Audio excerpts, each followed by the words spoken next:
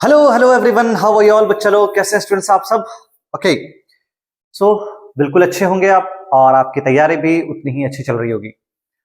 तो आपके बोर्ड के एग्जाम में कुछ दिन ही बचे हैं और लास्ट के इन दिनों में जैसे कि हमने शुरू किया है एक सीरीज जिसमें हम पढ़ रहे हैं अलग अलग टॉपिक्स जो आपके फिजिक्स के अंदर हैं, उनमें से इंपॉर्टेंट न्यूमेरिकल्स और इंपॉर्टेंट क्वेश्चंस और पीवाईक्यूज जो आपके एग्जाम्स में मोस्ट प्रोबेबली इनके बेस पर ही क्वेश्चंस आने वाले हैं। अगर आप इन सीरीज को देख कर जाएंगे तो चांसेस है कि आपके जो भी कॉन्सेप्ट्स होंगे वो तो क्लियर होंगे और जो क्वेश्चंस आने वाले हैं उनको आप अच्छे से अटेम्प्ट कर पाएंगे। तो शुरू करें, चलो बहुत बढ़िया।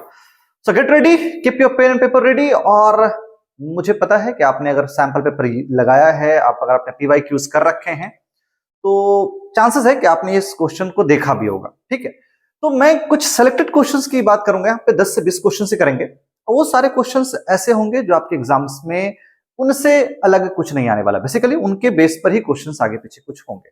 कुछ कॉन्सेप्ट्स के पहले बात कर लेते हैं, ठीक है? तो देखो, वर्क एंड एनर्जी हमने फोर्स के चैप्टर्स को कंप्लीट कर लिया है। फोर्स में जो क्वेश्चंस आने वाले थे वो हमने देख लिया है। Now we are moving to the next chapter, that is work and energy power. इनसे रिलेटेड जो भी क्वेश्चंस होंगे वो सारे क्वेश्चंस को हम यहां देखेंगे। ठीक है, ईमानदारी से पढ़ाई करना, कुछ नहीं अगर अभी तक पढ़ा है तो एक बार कॉन्सेप्ट पढ़ लेना, एटलीस्ट कॉन्सेप्ट पढ़ने के बाद आना बच्चा लोग। ठीक है, चलो और सारे चैप्टर्स को बैलेंस तरीके से हम समझेंगे। चलिए तो शुरू करते हैं आज का सेशन। क्या क्या कॉन्सेप्ट्स इस चैप्टर में है? सबसे पहला कि जो पढ़ने जा रहे हैं उस बारे में पता होना चाहिए। मैं यहां पर पूरी लेक्चर आपको नहीं दूंगा, मैं आपको पूरी चैप्टर्स की जानकारी मैं नहीं दूंगा। मैं यहां पर सिर्फ बेसिक कॉन्सेप्ट्स की बात करूंगा जो आपके क्वेश्चंस में यूज होने वाले हैं, and then you have to identify कि कौन से क्वेश्चंस आपके उस बेस पर बन सकते हैं। ठीक है, चलो तो कॉन्सेप्ट्स की बात करते हैं। चलो देखो, सबसे पहला यहां पर है वर्क डन के बारे में। देखो वर्क डन, जब पूरा चैप्टर तो शुरुआत वर्क डन से ही है ना, तो work and work done, positive, negative and zero work done, ये बहुत इंपॉर्टेंट है। इससे बहुत सारे क्वेश्चंस बन जाते हैं। तो मैं यहां पर सिर्फ आपको बेसिक समझाता हूं। वर्क डन का डेफिनेशन सबको पता होगा। What is work done? Work is said to be done when an object is displaced, okay, when a force is applied to displace an object, an object is displaced, in that case work is said to be done. ये आप बचपन से पढ़ते हुए आ रहे हैं, तो definition मैं नहीं दे रहा हूं यहां पर, मैं आपको बता रहा हूं कि वर्क डन कैसा कैसा हो सकता है 2D। चलो सपोज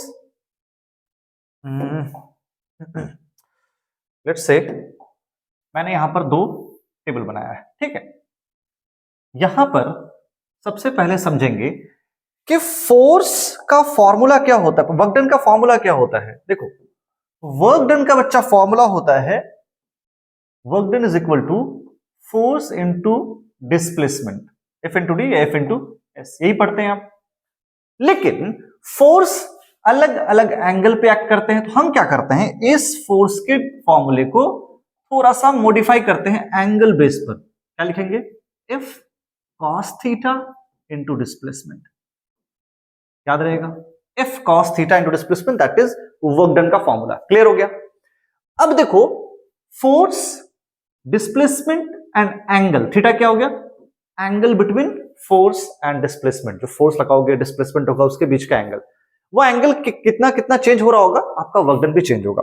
तो यहां पर जो हम देखेंगे ना, अलग अलग एंगल पर, देखो अलग अलग एंगल पर हम देखेंगे, थीटा की वैल्यू अलग अलग रख के देखते हैं कि हमारा वर्क डन कितना आ रहा है। चलो, थीटा मैंने सबसे पहले रखा 0, फिर थीटा मैं रखूंगा 90, फिर थीटा रखेंगे 180 डिग्री। तो जो वर्क का फॉर्मूला है हमारा, that is if cos theta into displacement, वो कैसे चेंज करेगा, है ना? अगर आप कॉस थीटा की वैल्यू 0 डिग्री रखोगे तो कॉस 0 कितना हो जाता है? कॉस 0 1। तो यहां पर आपको पॉजिटिव आ जाएगा work done. Work done is equal to F into S. Clear? अगर आपने कॉस थीटा की वैल्यू यहां पर 90 डिग्री रख दी तो क्या हो जाएगा? That will become 0, because cos 0 0 होता है, कॉस 90 0 होता है। ठीक है, चलो कॉस 180 की वैल्यू होती है -1, तो W क्या हो जाएगा बच्चा? Minus F S. Work done कितना हो गया? Minus F S. ये समझ में आ रही बात है? अभी क्या सीखा हमने? Depending on the angle between force and displacement. Basically अगर वेट अ सेकंड, चलो अगर आपका फोर्स कुछ है और डिस्प्लेसमेंट कुछ भी है, ये एंगल अलग अलग हो सकता है, ये थीटा है, फोर्स एंड डिस्प्लेसमेंट ऐसे रखते हैं, ये फोर्स और डिस्प्लेसमेंट के बीच का एंगल। क्लियर? तो ये थीटा कैसा कैसा होगा बच्चा, और कैसे कैसे एंगल चेंज करेगा, तो आपको वर्क डन भी चेंज हो रहा होगा। क्लियर है ना? तो ये कॉन्सेप्ट आपको पता होना चाहिए। जीरो वर्क डन कब होगा? Positive work done when angle is 0 degree, negative work done when angle is 90 degree, sorry 180 degree. Zero work done when force and displacement, the angle between force and displacement is 90 degree, दोनों 90 degree पर है। Second, हम power के बारे में बात करेंगे और एनर्जी के बारे में बात करेंगे। पावर क्या है? फॉर्मूला आप सबको पता है। पावर का फॉर्मूला होता है बच्चा, power is equal to work divide by time, work divide by time. अब इससे एक और भी फॉर्मूला निकलता है, what is that? That is power is equal to force into velocity, force into velocity. ये दो फॉर्मूला इंपॉर्टेंट है, इससे काफी सारे क्वेश्चंस बनते हैं। Clear? So I want everyone to note it down, कि या फिर आप याद करके रखेंगे इन दोनों फॉर्मूलास को। क्लियर है? पावर और स्पीड के बीच क्या रिलेशन है? ये रिलेशन है। पावर और स्पीड के बीच क्या रिलेशन होगा बच्चा? यही रिलेशन है, याद रखना है आपको। ठीक है? तीसरा फॉर्मूला एनर्जी की यूनिट्स। अच्छा, पावर की यूनिट्स भी याद रखना आपको, हॉर्स पावर की यूनिट, वो सब बुक्स में आप याद कर लेना क्या क्या होता है। एनर्जी की यूनिट्स क्या है और एनर्जी क्या है? एनर्जी क्या है आपको पता है ना चीज? आपको ये भी कैसे कैपेसिटी टू डू वर्क, उसे एनर्जी कहते हैं। यूनिट्स क्या कौन कौन सी है? नॉर्मली यूनिट्स जो होती है बच्चा, जूल, जूल जिसे हम जे से डिनोट करते हैं। सीजीएस में हम इसे ERG कहते हैं, ERG भी कहते हैं। कैसे पता करेंगे? चलो ये भी देख लेते हैं। ये रिलेशन आपको याद रखना है। कौन सा रिलेशन? That 1 joule is equal to 10 to the power 7 ERG, अर्ज। ये फॉर्मूला भी इंपॉर्टेंट है, ये सॉरी यूनिट्स भी इंपॉर्टेंट है। क्लियर है? चलो, relation between energy and momentum. Energy और मोमेंटम का रिलेशन क्या होगा? चलिए वो देख लेते हैं। एनर्जी और मोमेंटम का रिलेशन देखो। एनर्जी और मोमेंटम का रिलेशन क्या है कि जो काइनेटिक एनर्जी होती है ना, दैट इज पी स्क्वायर, यानी कि मोमेंटम का स्क्वायर डिवाइड बाई 2m, है ना? P square divide by 2m, ये याद रखिएगा। ये फॉर्मूला है आपका relation between energy and momentum. ये फॉर्मूला है। कैसे डेरिवेशन हो रहा है मैं इस बारे में बात अभी नहीं कर रहा हूं। वर्क एनर्जी थ्योरम क्या होता है? The change in kinetic energy is equal to work done. अभी ऑब्जेक्ट की काइनेटिक एनर्जी कुछ और है, थोड़े समय बाद काइनेटिक एनर्जी कुछ और हो गई, है ना? अभी एनर्जी कुछ और है, बाद में एनर्जी चेंज हो गई because of change in velocity.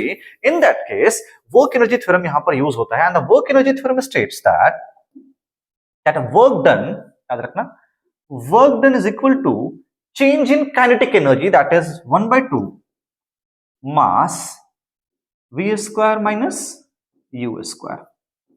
Clear? Change in kinetic energy. ये फॉर्मूलाज मैं इसलिए बता रहा हूं ताकि आपको आगे जो न्यूमेरिकल्स में करवाऊंगा उसमें आपको प्रॉब्लम नहीं आना चाहिए, उसमें प्रॉब्लम नहीं आना चाहिए। क्लियर है? मैं ये सारे कॉन्सेप्ट आपको बता रहा हूं। अब बात करते हैं,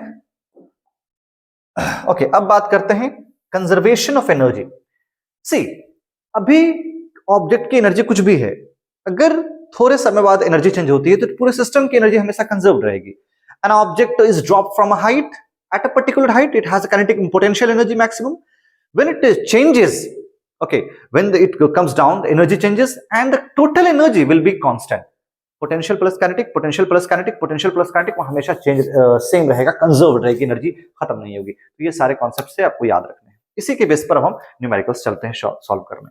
शुरू करते हैं आज के फर्स्ट न्यूमेरिकल से। न्यूमेरिकल्स भी होंगे, कुछ क्वेश्चंस भी होंगे जो आपको इंपॉर्टेंट याद रखने हैं। The first is define work done by a force.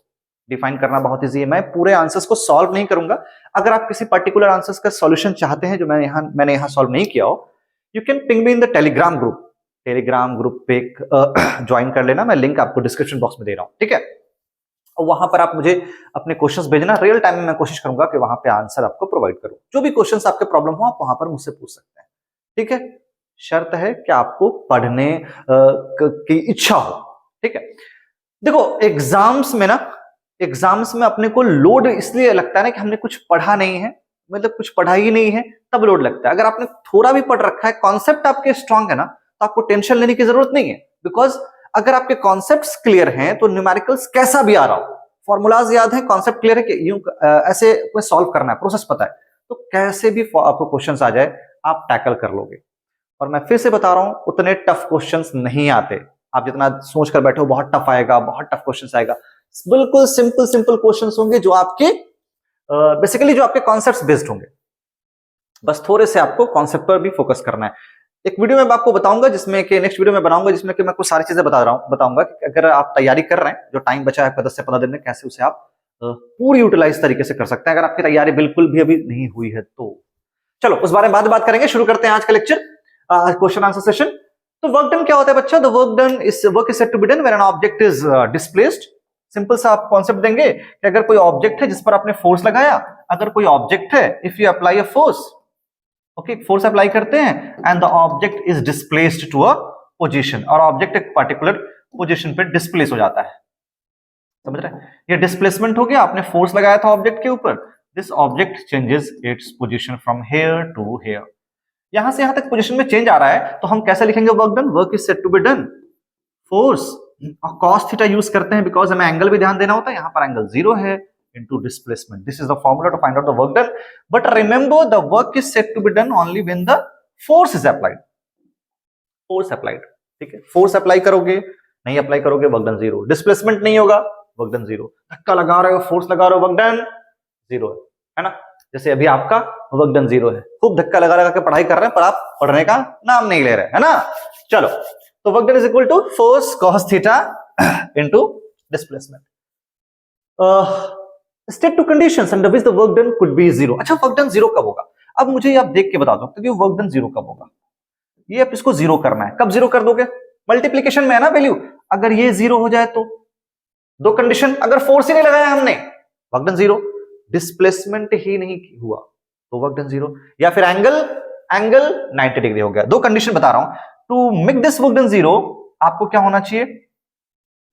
Conditions देखना, कंडीशंस फॉर 0 वर्क डन, वहां पर आपका फोर्स 0 हो गया, तब वर्क डन 0 होगा। इधर थीटा एंगल इज 90 डिग्री, या फिर डिस्प्लेसमेंट 0 हो गया, इन तीनों केस में कुछ भी हो जाएगा, आपका वर्क डन क्या होगा बच्चा? आपका वर्क डन यहां पर 0 हो जाएगा। क्लियर है?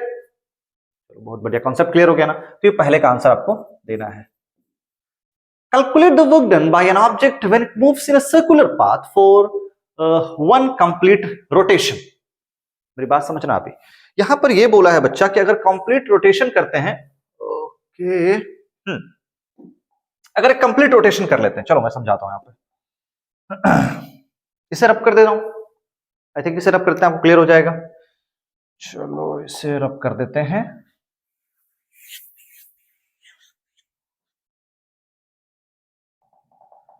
वेट अ सेकंड, इस पार्ट को रब कर देता हूं मैं। चलिए, तो अगर एक सर्कुलर पाथ में आप जा रहे हो, जिनका कॉन्सेप्ट अभी स्ट्रांग है, बहुत अच्छी बात है, फिर भी आप अगर देख लेंगे तो आपको आ जाएगा सर्कुलर पाथ, समझ लो। अगर यहां पे ऑब्जेक्ट मूव कर रहा है, फिर यहां से मूव करना उसने शुरू किया, एक कंप्लीट सर्कल उसने बनाया, फिर वापस यहीं पर आ गया। इट मींस स्टार्टिंग यानी कि initial and final position same है। यहां पर इनिशियल और फाइनल पोजीशन आपका सेम है बच्चा, और इनिशियल फाइनल पोजीशन सेम हो तो डिस्प्लेसमेंट कितना होगा? तो डिस्प्लेसमेंट आपकी 0, और डिस्प्लेसमेंट 0, अगर डिस्प्लेसमेंट 0 हो गया तो वर्क डन कितना होगा? अभी बताया है, if displacement is 0 in that case work done is said to be, तो वर्क डन भी 0। ठीक है, तो वर्क डन कितना होगा? 0 वर्क डन। क्लियर है? क्या आंसर होगा? Calculate the work done by an object moving in a circular path, complete rotation, 0 work done. चलो आगे बढ़ते हैं। Derive a relationship between the work done and the change in kinetic energy of a body. देखो मैं यहां पर solution करके बता रहा हूं, डेरिवेशन आता है कई बार, मैं इस पार्ट का सॉल्व करके आपको बता देता हूं ताकि आपको याद रहे। देखो, जो हमारे वर्क डन का फॉर्मूला होता है बच्चा, कितना होता है? वर्क डन का फॉर्मूला क्या होता है? वर्क डन इज, याद रखना, वर्क डन क्या होगा बच्चा?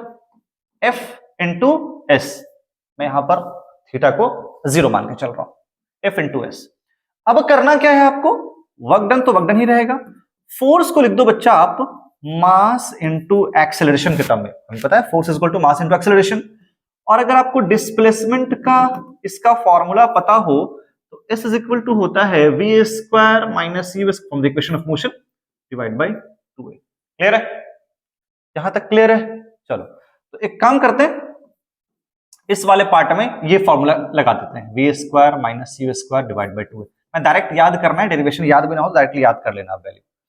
अब यहां पे देखो तो जरा, ये और ये कट रहा है, ये और ये कट रहा है, बहुत बढ़िया। अब क्या आ गई value? Half m v square minus u square. ये क्या वैल्यू है? इसी को तो कहते हैं change in kinetic energy. Change in kinetic energy यही है बच्चा, ओके यही तो है change in kinetic energy. It means work done is equal to change in kinetic energy. आप इसे ऐसे भी लिख सकते हो अगर आप चाहते हो, if you want to write it down you can write it this way also, कि वर्क डन कितना होगा? Half m v square minus half m u square. बाद वाली पहले और बाद वाले को आप माइनस कर देंगे काइनेटिक एनर्जी को। क्लियर है? ये रिलेशन क्लियर हो गया। Second, a force acts on a body and displaced its by a distance s. If the work done by the force is zero, what is the angle between the? यही question है, आपको घुमा घुमा के मैंने कहा था ना टफ। ये सारे पीवाईक्यूज भी हैं, मैं फिर से बता रहा हूं, अगर आपने पीवाईक्यूज कर रखे हैं तो आपको समझ में भी आ रहा होगा। ये सारे प्रीवियस ईयर क्वेश्चंस ही लिए हैं और जो कि इंपॉर्टेंट है, इससे हटके कुछ भी अलग नहीं आने वाला, कॉन्सेप्ट वही रहेगा। ठीक है, थकना नहीं है, एक एक क्वेश्चन को अच्छे से ध्यान देना। तो एक फोर्स अप्लाई कर रहे हो, डिस्प्लेसमेंट भी हो रहा है, लेकिन एंगल दोनों का कब ऐसा क्या होगा कि वर्क डन जीरो हो जाए। मैंने अभी बताया है आपको कि for the work done to be zero, for the work done to be zero cos theta into displacement, this theta should be 90 degree. It means there should be it means अगर यहां पर डिस्प्लेसमेंट हो रहा हो, force अगर इस तरफ लगा, फॉर एग्जांपल अगर डिस्प्लेसमेंट यहां पे हो रहा हो और फोर्स इधर लगा रहे हो तब भी 90 डिग्री इस तरह से, या फोर्स ऊपर लग रहा हो डिस्प्लेसमेंट इधर हो रहा हो, या फिर उल्टा देख लो, ये नहीं समझ में आ रहा, ये देख लो ग्रेविटेशन फोर्स नीचे लग रहा है, ग्रेविटेशन फोर्स आप आगे की तरफ जा रहे हो, डिस्प्लेसमेंट आगे हो रहा है, इनके बीच 90 डिग्री। तो यहां जब केस होगा ना तो cos 90 की वैल्यू जो होती है ना बच्चा, देखो cos 90 की जो वैल्यू होती है ना दैट इज जीरो। तो यहां पर पूरा का पूरा वर्क डन जीरो हो जाएगा। क्लियर? तो कब होगा ऐसा? एंगल क्या होना चाहिए? 90 डिग्री। एंगल 90 डिग्री होना चाहिए। आगे बढ़ते हैं। Calculate the power spent by a crane. Okay, एक क्रेन है जिसने को आपको पावर निकालना है while lifting a load of mass 2000 kg। सबसे पहले सॉल्व करने का न्यूमेरिकल्स का तरीका क्या होता है कि आप गिवन लिख लो। मैं तरीका बताता हूं सॉल्व क्या करना है। अगर गिवन वैल्यूज आपको पता होगी ना तो बहुत कुछ सॉल्व कर सकते हो। What are the given data here? Here I have been given mass is 2000 kg, बहुत बढ़िया, at a velocity of 1.5 metre per second. ठीक है, कैलकुलेट द पावर।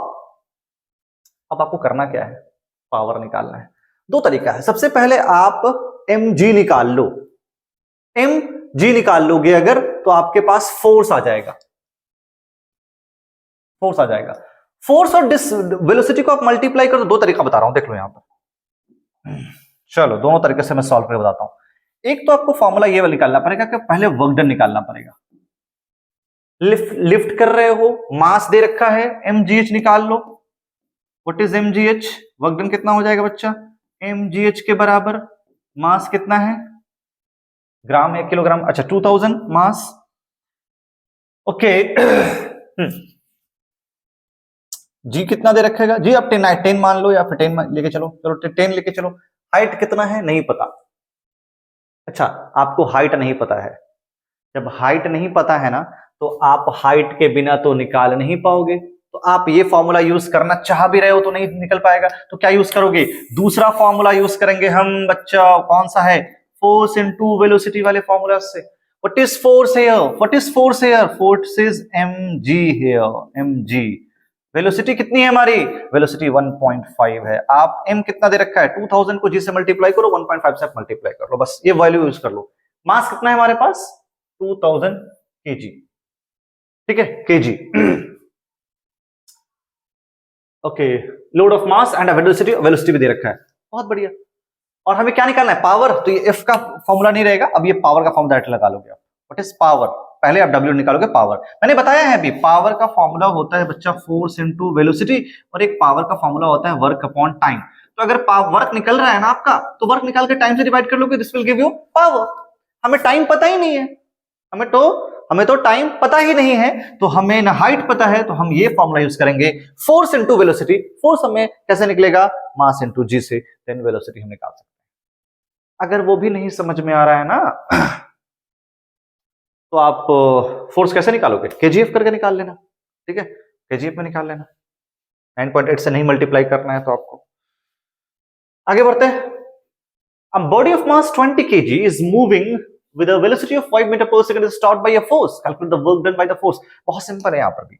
जब ऑब्जेक्ट की वेलोसिटी चेंज होती है, मैं फिर से बता रहा हूं, जब ऑब्जेक्ट की वेलोसिटी चेंज हो रही होगी तो वहां पर आप वर्क एनर्जी थ्योरम लगाओगे, half m v square minus u square वाला कॉन्सेप्ट। अब बॉडी ऑफ मास 20 kg आपको मास दे रखा था,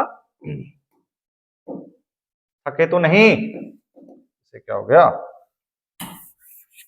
चलो हाँ चलो, हाफ मास दे रखा है क्या, बॉडी ऑफ मास 20 kg, बहुत बढ़िया 20 kg।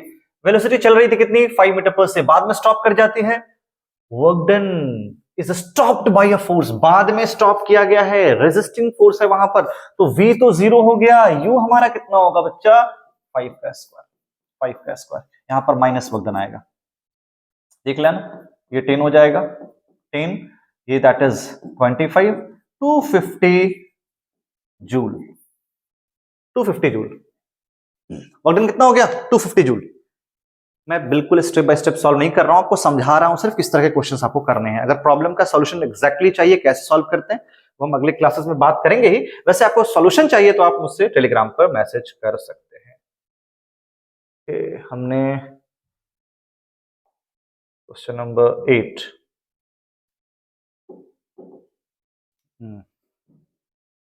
Wait a second,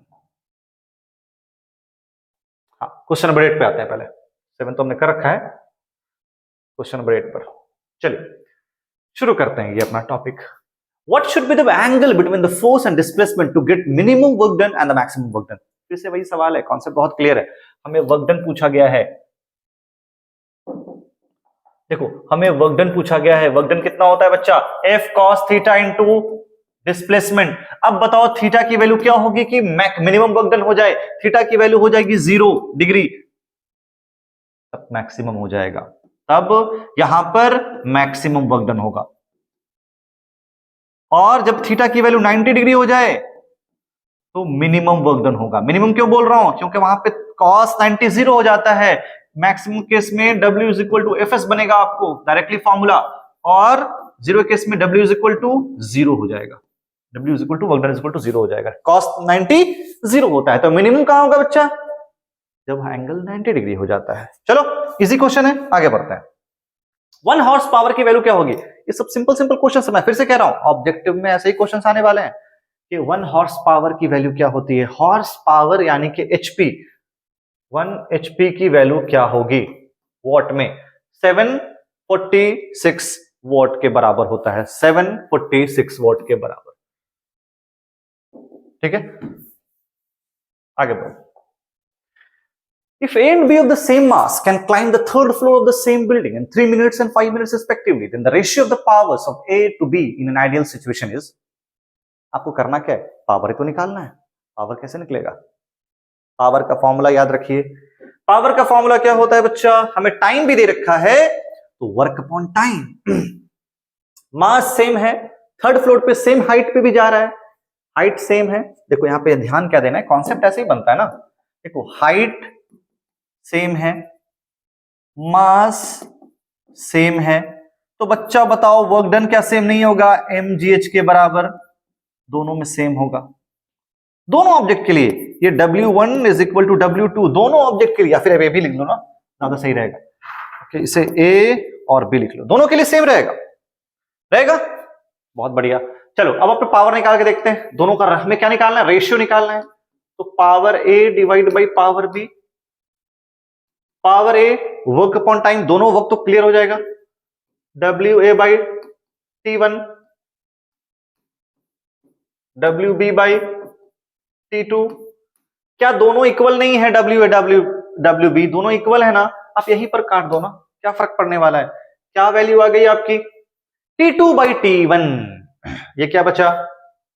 1 by T1 divide by 1 by T2। Complex equation है, कॉम्प्लेक्स फ्रैक्शन है, ये आ गया T2 बाई T1। अब आप देख लो टाइम कितना दे रखा है, टाइम कितना दे रखा है? T2 का दे रखा है 5 मिनट। अच्छा 5 मिनट को कैसे निकालोगे? 5 इंटू 60 डिवाइड बाई 3 इंटू 60, ऐसे भी निकाल सकते हो। अगर आपको दोनों तो ऐसे भी किल कटने वाले हैं, 5/3 हमारा रेशियो आने वाला है, 5/3, 5:3 विल बी द रेशियो, 5:3। ठीक है, A to B का निकालना है, इसलिए A में कितना है? ओके, यहां पर 5:3 आने वाला है। चलो क्लियर है? Time by T2 by T1 5:3 हमारा आंसर आ गया। कैसे निकाला हमने? दोनों पावर को रेशियो निकाल रखा है। आगे बढ़ते हैं। Which of the following is the correct mathematical relation between power का फॉर्मूला? फिर से वही सवाल, देखो सवाल वही नहीं है, मैं इसलिए आपको ये क्वेश्चंस दे रहा हूं ताकि आपको ये भी समझ में आए कि क्वेश्चंस के कॉन्सेप्ट थोड़े से ही पढ़ने हैं हमें। पूरा बुक तो हमें समझने के लिए सिर्फ ठीक है, प्रैक्टिस के लिए अच्छी चीज है, कॉन्सेप्ट्स उनमें से निकालकर इन सारे कॉन्सेप्ट्स पर ही क्वेश्चंस बनने वाले हैं। आपको ये बताना मेरा असल मकसद है कि क्वेश्चंस कैसे घुमा घुमा कर वैसे ही पूछे जाते हैं। तो पावर का एक फॉर्मूला होता है work upon time, work rate of doing work. अब वर्क को आप लिख सकते हो फोर्स इनटू डिस्प्लेसमेंट, टाइम को लिख लो, टाइम को स्पीड के टर्म में, वेलोसिटी के टर्म में टाइम क्या होगा? डिस्प्लेसमेंट अपॉन एस बाई, अरे डिवाइड कर लो ना, एस डिवाइड बाई टी। ठीक है, अब यहां पर समझना, sorry S by divide by बोल रहा है, एस डिवाइड बाई वी। अब जब यहां पर आपको ऐसे दिखाता हूं, जब यहां पर आप फोर्स इनटू डिस्प्लेसमेंट करोगे और टाइम को आप वेलोसिटी बाय स्पीड के टर्म में रखोगे ना, तो ऑटोमेटिकली यहां पर जो वैल्यू आती है दैट इज, चलो मैं लिख देता हूं, तो एस डिवाइड बाय वी, ऐसे, ताकि आपको क्लियरली समझ में आए, divide by S divide by V. अब देखो जरा, एफ इंटू एस इंटू करोगे V by S, S S cut गया, क्या बचा यहां पर? यहां पर बच जा रहा है एफ इंटू वी। ये क्या है? पावर का फॉर्मूला, पावर बराबर force into velocity, force into velocity, force into velocity, ये सही आंसर है, फोर्स इंटू वेलोसिटी। सिंपल है, फोर्स इंटू वेलोसिटी। आता कैसे है?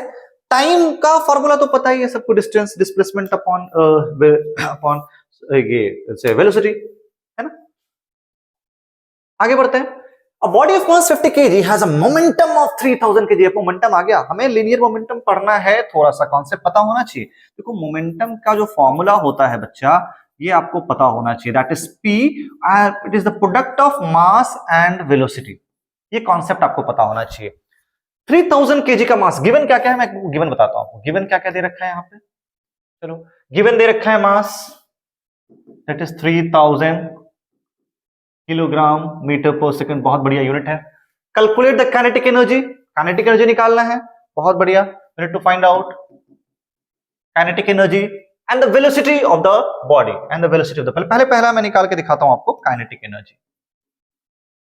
अगर नहीं समझ में आ रहा है कमेंट बॉक्स में लिख देंगे, टेलीग्राम पे जाएंगे, वहां पर आपको आंसर्स चाहेंगे तो मिल जाएगा। चलिए ओके, तो काइनेटिक एनर्जी के वैल्यू के फॉर्मूला क्या होता है? काइनेटिक एनर्जी का एक रिलेशन है बच्चा पोटेंशियल मोमेंटम के साथ में, that is P square by 2m।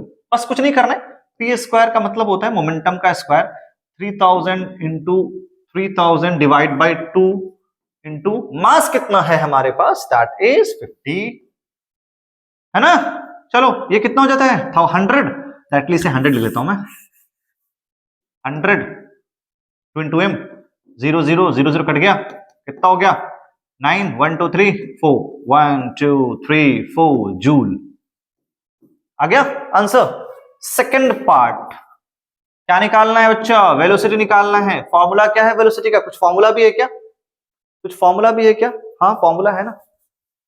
अगर आपके पास काइनेटिक एनर्जी आ चुकी है और मोमेंटम है, तो मोमेंटम से क्यों निकालना? डायरेक्टली मोमेंटम का फॉर्मूला ये लगा दो ना, P is equal to mv, P is equal to mv। आपके पास v की वैल्यू क्या आ जाएगी? P by m। P कितना है आपके पास बच्चा? 3000, 3000 3000। m कितना है हमारे पास? 50। कट कर लो आप। Okay 60 metre per second, 60 metre per second mass से हमने उसे डिवाइड कर दिया। ठीक है, कोई दिक्कत नहीं यहां पर।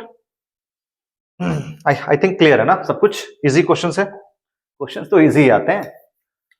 6.4 kilojule of energy causes a displacement of 64 meter in a body in the direction of force in 2.5 seconds। देखो फोर्स अप्लाई है, पावर है, सिर्फ ये सही सारे क्वेश्चंस पूछे जाएंगे। कितना सिंपल सा क्वेश्चन है, आपको फोर्स पूछा गया है और 6.4 किलोजूल की एनर्जी है। देखो एनर्जी वर्क डन में कन्वर्ट हो जाती है, हमेशा याद रखना वर्क डन की जगह एनर्जी दे रखा है तो आपको वही यूज करना है।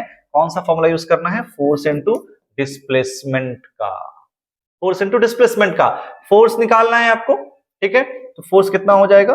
Work done divide by displacement. Work done कितना दे रखा है? 64। 6.4 को 1000 से मल्टीप्लाई करोगे तो जूल में आ जाएगा। ये किलो जूल को आपको जूल में कन्वर्ट करना है। देन 64 मीटर कितना आ गया देख लो, 100 आ रहा है। अरे 6400 बाय 64 100 आ रहा है ना? आ रहा है नहीं आ रहा है? न्यूटन। इतना क्लियर, बहुत बढ़िया। नेक्स्ट हमारे पास क्या पूछा है? पावर। पावर पूछा है तो पहले सिंपल क्या करो, पावर को ना आप एक्चुअल पावर निकाल लो। पावर क्या होगा? Work done upon time. Work done they रखा था, टाइम से डिवाइड कर दो, आपके पास पावर आ गया। उसे हॉर्स पावर में निकालना है। पहले तो वॉट में निकाल लो, पहले वॉट में निकाल लो। तो पहले पावर जब निकालोगे ना तो ये निकालना work done upon time. Work done कितना है आपके पास? 6400 वर्क डन है। टाइम कितना है आपके पास? टाइम है 2.5 सेकेंड। ये कितना आ गया? ये आपका आ रहा है पावर। ठीक है, ये मैं पावर बता रहा हूं वॉट में, आप सॉल्व कर लेना। ये वॉट में आ रहा है। अब देखो ये वॉट में जो पावर आ रहा है ना 2250 आई थिंक समथिंग 2540 कुछ ऐसा ही आएगा। तो ये जो पावर आ रहा है बच्चा, अब उसे आपको याद रखना है कि 1 हॉर्स पावर में आपको वैल्यू फाइंड आउट करनी है और 760 वॉट की वैल्यू होती है यूनिटरी मेथड। 7646 में होता है बच्चा 1 हॉर्स पावर, तो 1 में कितना होगा?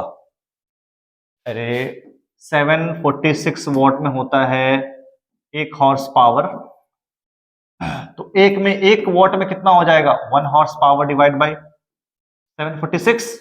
तो बताओ इतने वॉट में कितना होगा? मल्टीप्लाई कर लो ना, मल्टीप्लाई कर लो, इस वैल्यू से मल्टीप्लाई कर दो, आ जाएगी वैल्यू आपकी। एक में इतना हॉर्स पावर, तो इतने में कितना हो जाएगा? इससे और इस वैल्यू को आप मल्टीप्लाई कर लो, you will get the right answer. ठीक है, चलो आगे बढ़ते हैं। समझ में आ रहा होगा ना आपको? अगर नहीं आ रहा है तो फिर से बता रहा हूं आपको, टेलीग्राम पे पिंग कर देना, आंसर मैं प्रोवाइड कर दूंगा। चलो, डिफाइन 1 किलोवाट आवर। ये भी क्वेश्चन पूछे गए हैं। डिफाइन 1 किलोवाट आवर का मतलब क्या है? अरे भाई 1, ये भी यूनिट पावर की यूनिट है, बड़ी यूनिट।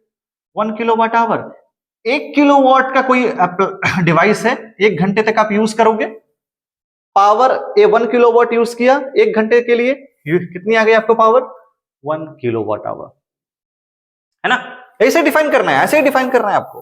पावर और consumed in 1 hour in kilo, okay, kilowatt hour कहते हैं उसे यूनिट भी कहा जाता है। नॉर्मली डिवाइस के लिए, कमर्शियल यूनिट के लिए हम यूज करते हैं ना यूनिट, घरों में मीटर की भी जो आती है यूनिट, उसे किलोवाट आवर में ही नापते हैं। इसे जूल से क्या रिलेशन है इनका? ये बड़ा अच्छा क्वेश्चन है। इसका जूल से कुछ रिलेशन है क्या? बिल्कुल रिलेशन है। कैसे निकालते हैं? देखो, रखना नहीं है। 1 किलोवाट आवर को लिख सकते हो 1 किलोवाट इंटू 1 आवर। 1 किलोवाट को लिख सकते हो 1000 वॉट इंटू, सेकंड में कर दो इसे 3600 सेकंड। अब क्या करो, 36 को अलग कर लो, जीरो कितना बचा? 1 2 3 4 5, यानी कि 5 जीरोस हैं, 10 टू द पावर 5। ये कितना आ रहा है? वॉट सेकंड को कहते क्या है? वॉट सेकंड को कहते हैं जूल कहते हैं। वॉट सेकंड को जूल कहते हैं, वॉट और सेकंड को जूल कहते हैं। अब इसे थोड़ा सा आप पॉइंट दे दोगे यहां पर, मतलब डेसिमल लगाओगे, 3.6 इंटू 10 पावर 6 हो जाएगा ये जूल। एक मल्टीप्लाई कर दो, एक डिवाइड कर दो, into 10 to the power 6 joule, है ना? ताकि ये थोड़ा अच्छा लिखे, स्टैंडर्ड फॉर्म में आ जाए। 1 किलोवाट की वैल्यू होती है 3.6 into 10 to the power 6 joule. How can the work done is measured when force is applied at an angle to the direction of displacement? बहुत सिंपल है आंसर, देख लो। अगर फोर्स अप्लाई कर रहे हो इस तरफ और डिस्प्लेसमेंट भी इस तरफ ही हो रहा है, तो फोर्स का वर्क डन कैसे निकालते हैं बच्चा? इसमें एंगल कितना आ रहा है? The angle is 0 degree, so if cos 0 theta, ये पूरा लिखना होगा आपको, displacement and theta is 0, that's why F into S। और cos 0 की वैल्यू होती है 1। cos 0 की वैल्यू होती है 1। क्लियर? इस तरह से आंसर आपको देना है। An engine can pump 3000 litre of water to a vert. मैं इसे समझा दे रहा हूं, आप खुद से ट्राई करना, मैं यहां पर पूरा कॉन्सेप्ट बता देता हूं। देखो, पंप है जो 3000 लीटर वाटर वर्टिकल हाइट तक फेंकता है, ऊपर तक, यूं पंप है, ऊपर तक हाइट लेके जाता है पानी को, ठीक है। इन 10 मिनट, टाइम कितना ले रहा है? 10 मिनट। वर्क डन निकालना है मशीन का और पावर निकालना है। सबसे पहला पार्ट जो वर्क डन का पूछा गया है ना, गिवन वगैरह आप लिख लेना, वर्क डन पूछा गया। वर्क डन के लिए क्या चाहिए? mgh चाहिए। हाइट पे लेके जा रहा है तो mgh चाहिए हमें। देखो, वर्क डन का फॉर्मूला और एनर्जी एक में कन्वर्जन है उनका, तो वर्क डन कहीं पूछेगा कहीं एनर्जी पूछेगा, तो आप याद रखिएगा वर्क डन mgh ही लिखिएगा अगर हाइट की बात की जा रही है तो। पोटेंशियल वहां पर जो करंट एनर्जी आ जाती है mgh। मास दे रखा है क्या? नहीं दे रखा है। जी कितना लेंगे आप? जी ले लीजिएगा 9.8, दे रखा है। जी कितना ले लेंगे? 9.8, बहुत बढ़िया। हाइट दे रखा है, हाइट भी दे रखा है 45 मीटर। एम नहीं दे रखा है तो मास कैसे निकालते हैं? लेकिन कुछ दे रखा है। क्या दे रखा है? ये वॉल्यूम दे रखा है। गिवन क्या है हमारे पास? I have been given volume that is 3000 litre. 1000 litre में 1 मीटर क्यूब, तो 3000 लीटर में कितना हो जाएगा? 3 मीटर क्यूब। ये वॉल्यूम है, ठीक है, ये वॉल्यूम है। अच्छा, पानी की अगर मैं बात करूं तो पानी की डेंसिटी क्या होती है? पानी का डेंसिटी होता है 1000 किलोग्राम पर मीटर क्यूब। पानी का जो डेंसिटी होता है मैं बताता हूं। वाटर की जो डेंसिटी होती है, density of water that is 1000 KG पर मीटर क्यूब। और आपको पता है वो डेंसिटी का फॉर्मूला क्या होता है? मास अपन वेलोसिटी। मास निकाल लो यहां से, mass is equal to density into velocity. बस कुछ नहीं करना है, इस वैल्यू को इससे मल्टीप्लाई कर देना है, आपके पास मास आ जाएगा। मास आ जाएगा, मास पुट कीजिए, जी पुट कीजिए, एच पुट कीजिए, आपका वर्क डन आ गया। आ गया वर्क डन। पावर निकालना है, वर्क डन निकाल लेना है, टाइम से डिवाइड कर देना है, और सेकंड में पावर निकालना है आपको। Work done upon time. Time तो दे रखा है, टाइम को आप कन्वर्ट कर लोगे किसमें? सेकंड में कन्वर्ट कर लेना, सेकंड में कन्वर्ट कर लेना, ठीक है। कैसे आ रहा है मास? ये मास आप पुट करोगे यहां, put this mass here, G is given multiplied by H, you will get the right answer, ठीक है।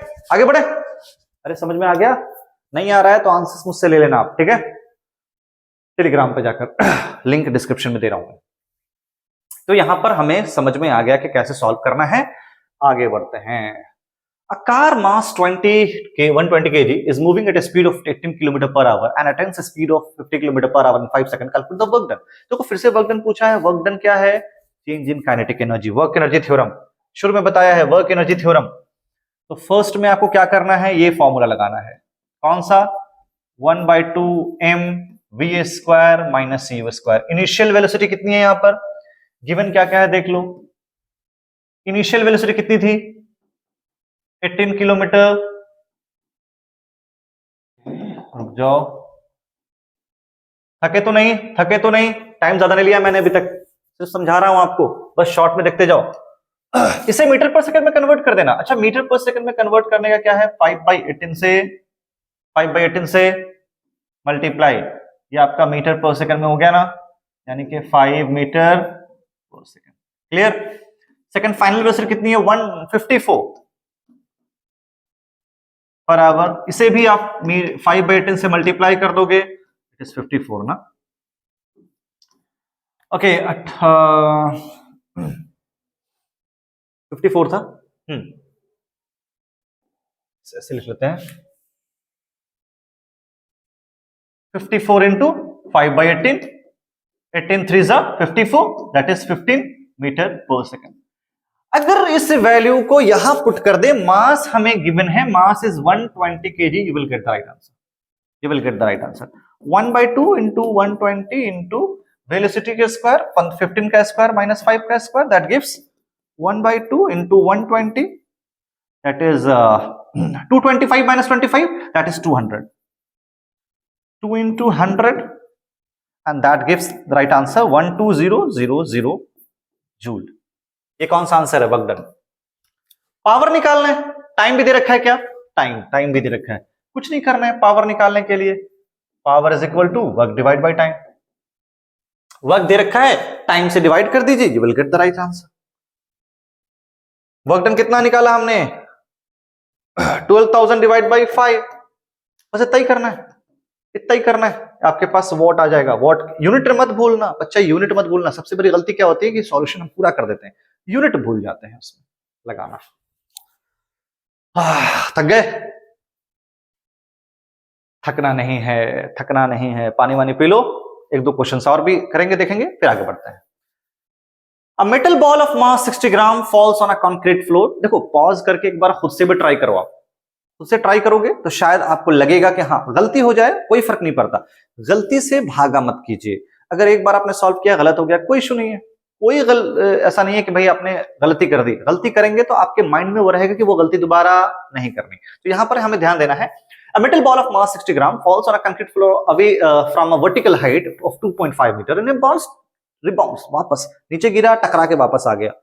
एक बॉल नीचे गिरा, वापस एक हाइट तक पहुंचा। कितनी हाइट तक? 1 पॉइंट, मतलब ऊपर से एक बॉल गिरा बच्चा फ्लोर पे, वापस एक हाइट तक पहुंच गया। यहां तो ये हाइट हमें पहले दे रखा है, कितना दे रखा है बच्चा? 2.8 मीटर, और वापस जो हाइट तक जा रहा है that is 1.3 metre. Change in kinetic energy, कुछ नहीं करना है, यहां से यहां तक में एनर्जी कितनी हो जाएगी? mgh। तो पहली काइनेटिक एनर्जी निकाल लो, mgh है ना, इसे आप h1 मान लो, इसे h2 मान लो, है ना, तो mgh1। सेकंड काइनेटिक एनर्जी निकाल लो, mgh2, दोनों को माइनस कर दो, दोनों को माइनस कर दो। m कितना है? 60 ग्राम। अच्छा 60 को किलोग्राम में कन्वर्ट कर लेना, है ना, ये सही यूनिट के अंदर होना चाहिए। 60 ग्राम 0.06 हो जाएगा। जी कितना लेंगे? जी लेंगे हम G10, और H कितना लेंगे? 2.8। यहां पर 0.06 हो जाएगा। G कितना लेंगे? 10। हाइट कितना लेंगे? 1.3। दोनों को माइनस कर दो ना, जितनी वैल्यू आ रही होगी आपको, टोटल माइनस इतना, तो आपके पास वैल्यू आ जाएगी चेंज इन काइनेटिक एनर्जी, है ना। ये वैल्यू इन वैल्यू को माइनस करना, आपके पास चेंज इन काइनेटिक एनर्जी आ जाएगा, K2 minus K1। I think clear है, ये चीजें क्लियर है, इतना इजी से क्वेश्चन है। If the power of a motor, देखो पावर कन्वर्जन बहुत क्वेश्चंस पूछे जाते हैं, energy conversion. If a power of a motor is 100 kilowatt, at what speed can it raise to a load of, इतना easy सवाल है ना, आपको देख के डर जाओगे आप लोग कि सवाल क्या है। बहुत इजी सवाल है, 100 किलोवाट का पावर है, 5000 न्यूटन, है ना। क्या पूछा है? पावर पूछा है, स्पीड पूछा है। अरे भाई पावर का फॉर्मूला तो हमने बता रखा है, power is equal to force into velocity. वहां पर फोर्स है, वेलोसिटी पूछा है, पावर दे रखा है 1000 किलोवाट। 1000 को कन्वर्ट कर लो, 100 किलोवाट को कन्वर्ट कर लेना बच्चा किलोवाट में, वाट में। इसे 100 किलोवाट को क्या लिखोगे? 100 into 10 to the power 3 watt. 100 into 1000 watt. Force कितना है? 1 2 3 4 जीरोस, वेलोसिटी। अरे निकाल लो ना, वेलोसिटी बराबर क्या होगा? 100 इंटू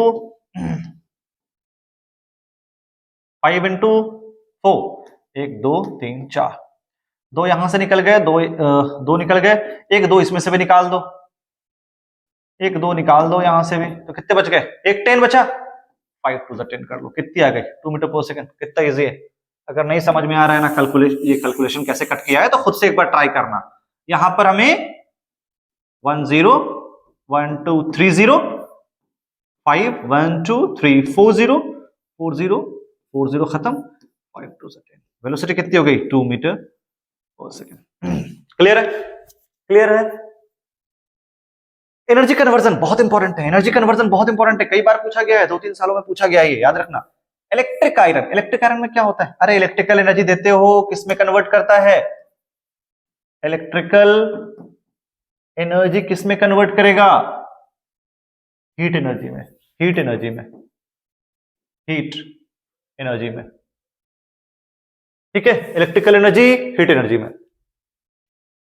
अब बताओ सीलिंग फैन में क्या होता है? सीलिंग फैन में इलेक्ट्रिकल एनर्जी देते हो और वो मैकेनिकल एनर्जी में कन्वर्ट होता है, तो क्या लिखोगे? Electrical energy to mechanical energy. आप उसे मैकेनिकल एनर्जी बोल सकते हो, काइनेटिक एनर्जी बोल दोगे चलेगा। मैकेनिकल एनर्जी हीट एनर्जी में भी कन्वर्ट करता है कई बार वो, गर्म हो जाता है ना, चलते चलते पंखा यूं टच मत करना है ऐसे। माइक्रोफोन में क्या होता है ना कि साउंड, इलेक्ट्रिकल एनर्जी साउंड देते हो ना, वो इलेक्ट्रिकल एनर्जी में कन्वर्ट होता है। जो बोलते हो माइक्रोफोन में वो फिर इलेक्ट्रिकल एनर्जी में कन्वर्ट होता है। तो साउंड एनर्जी किस में कन्वर्ट होगा? Into electrical energy. चलो, lighted candle, chemical energy light energy में, हीट एंड लाइट एनर्जी में। केमिकल होता है कैंडल में, वो हीट एंड लाइट एनर्जी में कन्वर्ट होगा। स्टीम इंजन में क्या होता है? ये कमेंट बॉक्स में आप लोग बताना, आपके लिए छोड़ रहा हूं। बुक में सारे हैं कन्वर्जन, बहुत इंपॉर्टेंट है। इस क्वेश्चन को देखो, रजन ने एक फोर्स एक्सर्ट किया है 150 न्यूटन का एक कार्ड को, स्पीड इतनी है, पावर निकालना है। फिर से वही है, फोर्स है, वेलोसिटी है, पावर कितना हो जाएगा? Power force into velocity. बस यही रूल यूज करना है, पावर लग गया। कहीं पर भी कोई कन्वर्जन नहीं है। देखो इतना ही इजी आता है क्वेश्चंस। और कई बार ऐसा होता है कि एक क्वेश्चंस में सब क्वेश्चंस होते हैं, तो आपको लगेगा इतना बड़ा सवाल पूछा है, क्वेश्चंस आपसे तो आ नहीं रहा है। So it's not the case. Always you have to go through the question, बच्चा की सवाल में दिया क्या है, गिवन डेटास को याद रखना और फॉर्मूलाज याद रखना बहुत इंपॉर्टेंट है। फॉर्मूला ही याद नहीं रहेगा तो कुछ नहीं होने वाला। अच्छा, फॉर्मूला बहुत इंपॉर्टेंट है। तो ये तो समझ में आ गया कि यहां पर यूज करना है power is equal to force into velocity. Calculate the change in kinetic energy. अगर उसकी वेलोसिटी 1/3 रिड्यूस जाती है इनिशियल वेलोसिटी से, कुछ नहीं करना, it's velocity is reduced to 1/3 of its initial velocity. मतलब उसकी जो फाइनल वेलोसिटी होगी इनिशियल वेलोसिटी का u/3 होगा, और इनिशियल वेलोसिटी तो u ही रहेगा। इतना ही है। आपको चेंज इन काइनेटिक एनर्जी निकालना है। चेंज इन काइनेटिक एनर्जी निकालना है। वो कितना होता है? 1/2m v² minus u²। कुछ नहीं करना है, एक बार आप निकाल दो। v की जगह ये रखो, u की जगह ये रख दो, मतलब ये 1 है बच्चा।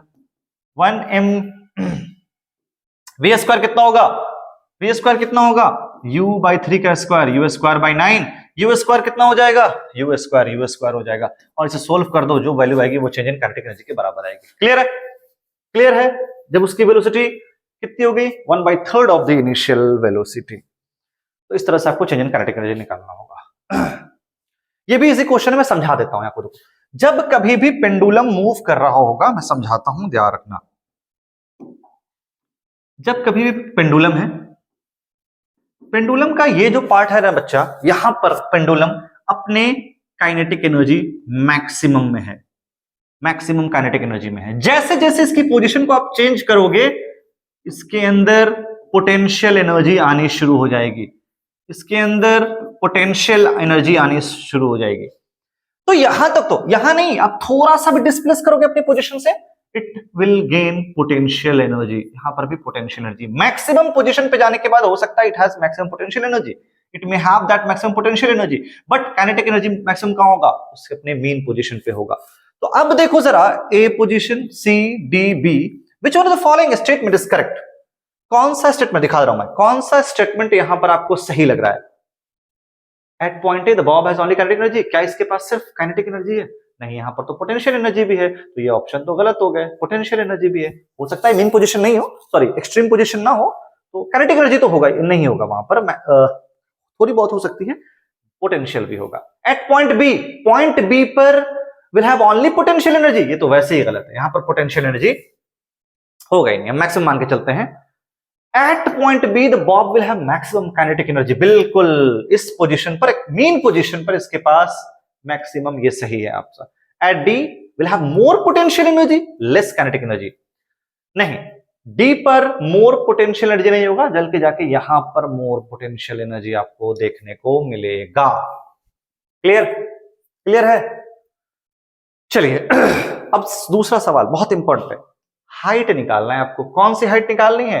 अगर यहां पर है अभी और यहां पे चला गया है, एच निकालना है। बॉब की वेलोसिटी दे रखी है, ठीक है, बॉब की वेलोसिटी दे रखी है, मास भी दे रखा है, तो अब बताओ v कैसे निकालोगे?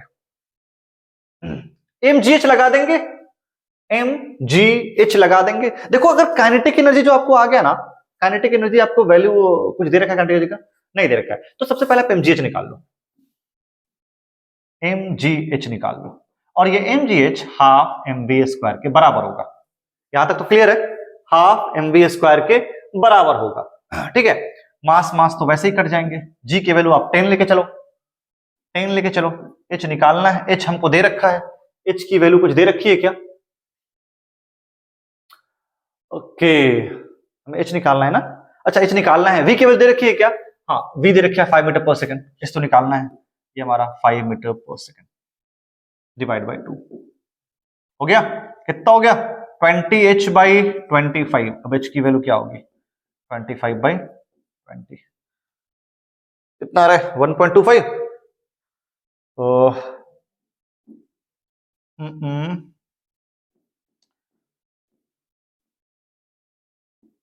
ओके देखो जरा। हाँ चलो, तो यहां पे क्या आ गया बच्चा? अब डिवाइड करोगे 5 को 4 से, that comes out to be 1.254 centimetre. Centimetre में metre, metre metre not centimetre, it's metre, it's metre. Gram हम मास को यूज ही नहीं है, इट्स मीटर, मीटर। ठीक है, ठीक है, that is 1.25 metre. C is the right answer. C हमारा बिल्कुल सही जवाब।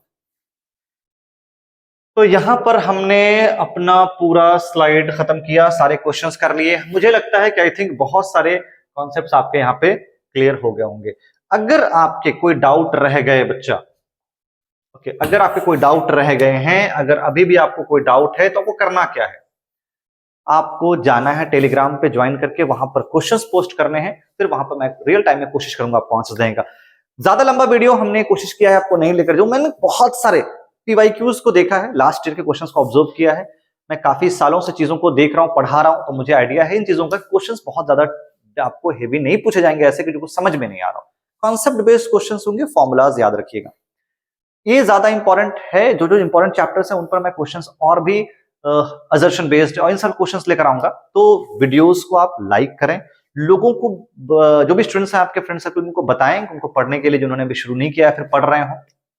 अगली वीडियोस आएगी अगले चैप्टर्स पे, अलग अलग तरह की वीडियोस। आपके कुछ भी ऐसे कॉन्सेप्ट्स क्लियरिटी वाली बात हो या कुछ भी प्रॉब्लम हो, तो आप मुझे कमेंट बॉक्स में लिखेंगे, मैं उस पर भी वीडियोस आपको दूंगा।